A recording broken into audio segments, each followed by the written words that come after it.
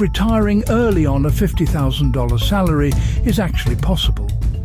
It feels like a fantasy reserved for the top 1%.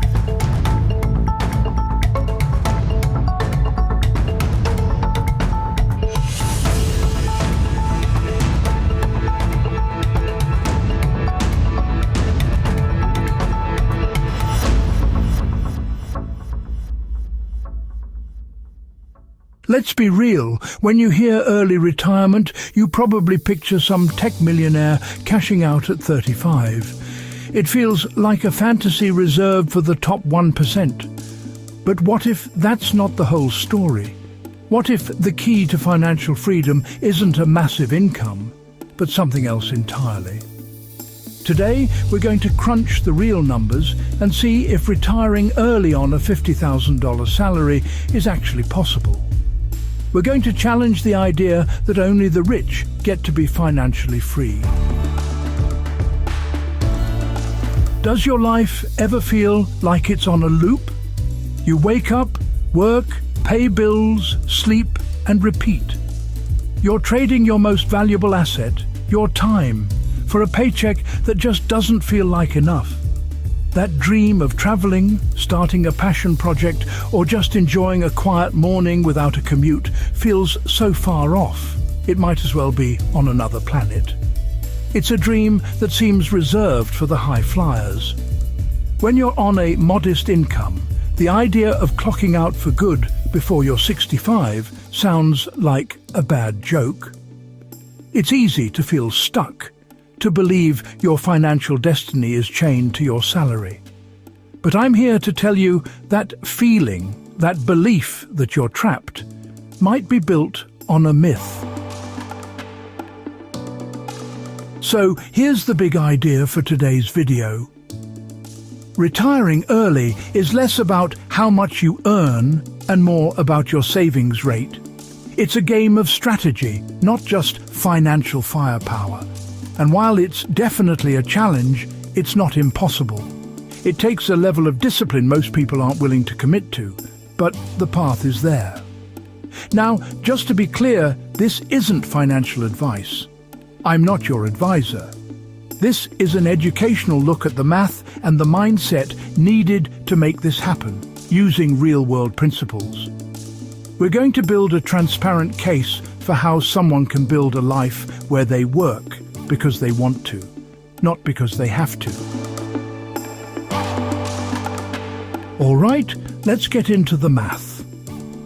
First things first. How much money do you actually need to retire? A popular guideline is the 4% rule.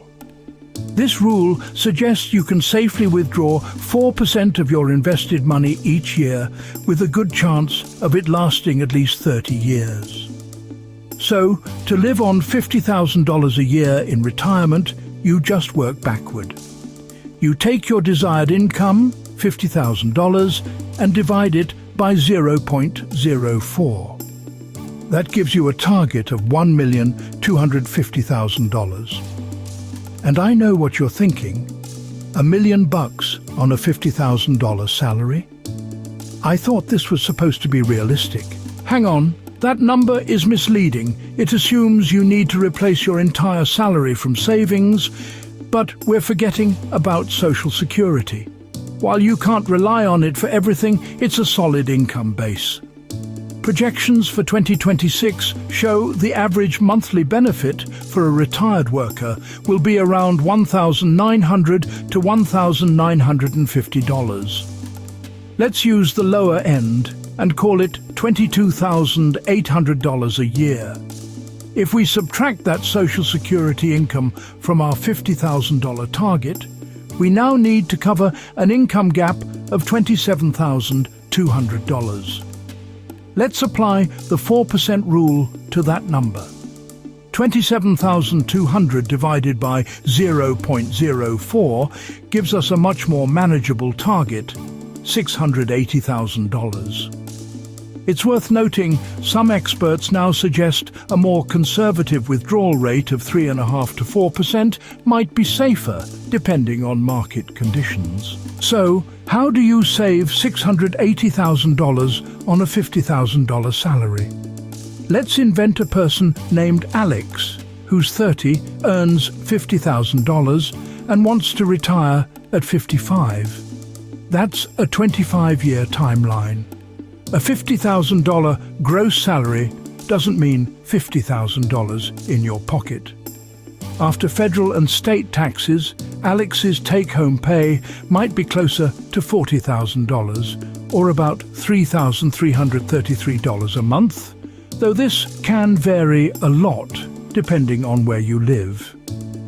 To hit that $680,000 target in 25 years, assuming a 7% average annual return from investments, Alex needs to save and invest about $850 per month. A 7% return is a common long-term stock market average before inflation. That $850 a month is a savings rate of just over 25% of Alex's take-home pay. Is it easy? Nope. Is it doable? You bet. This is the heart of the strategy. A high savings rate is the engine of early retirement. Saving 25% of your income doesn't happen by accident. It requires a deliberate lifestyle, and this is where most people get tripped up. It's not about living a life of misery. It's about optimizing your spending, especially on the big three: housing, transportation, and food. These are the budget black holes for most people, and they hold the key to massive savings. For Alex to live on the remaining $2,483 a month, some unconventional choices are in order. It could mean having a roommate to keep rent under $1,200. It definitely means saying no to a $500 a month car payment. Instead, Alex might drive an older, reliable car that's paid off, or even rely on a bike or public transit. And for food, it means meal prepping is a weekly ritual, and eating out is a rare treat, not a nightly habit. This is a lifestyle of intention. Every dollar is given a job. You have to question the automatic spending society calls normal. Do you really need a new phone every 2 years? A dozen streaming services? A new wardrobe each season? For someone chasing freedom, the answer is a hard no. The quick hit of dopamine from those purchases is nothing compared to the long-term prize of buying back decades of your life. It's a mindset shift from consuming for today to investing in your freedom tomorrow. It's not about being cheap, it's about being purposeful. If this is starting to click and you're looking for more real talk on taking control of your financial life, do yourself a favor and hit that subscribe button. Saving 25% of your income is a huge win, but it's only half the job. You can't let that money rot in a savings account where inflation chews away at it. That money needs to work for you. For most people, the simplest and most powerful engine for this is investing in low-cost, broad market index funds. You don't need to be a Wall Street wizard. An index fund is just a collection of stocks that mirrors a major market index, like the S&P 500. By buying one share, you instantly own a tiny piece of the 500 biggest companies in the United States. It gives you diversification and lets your money grow with the overall economy. The strategy is dead simple. Automate it. Every single month, that $850 Alex saves should be automatically pulled from their checking account and put into investment accounts. The first priority is to max out any tax-advantaged accounts. If Alex's job offers a 401k with a match, contributing enough to get the full match is non-negotiable. It is literally free money. After that, a Roth IRA is an amazing tool because it allows your investments to grow completely tax-free. The real keys here are consistency and time. You set up the automatic investments and then you leave them alone. You don't sell when the market panics, and you don't get greedy when it soars. You just keep investing month after month and let compounding do the heavy lifting. Okay, I can hear the what-ifs spinning in your head. What about a medical emergency? What if the market crashes right when I retire? What about inflation? These are all valid fears, and they're the roadblocks that stop most people from ever starting. Let's tackle them. First, unexpected costs. This is why you need an emergency fund, 3 to 6 months of living expenses stashed in a high-yield savings account. This is your buffer. When the car dies or a surprise medical bill hits, you use this fund, not your investments. Second, the fear of a market crash. This is where flexibility becomes your superpower. Financial independence gives you options. One popular strategy is to keep 1 or 2 years' worth of living expenses in less volatile investments like bonds or cash.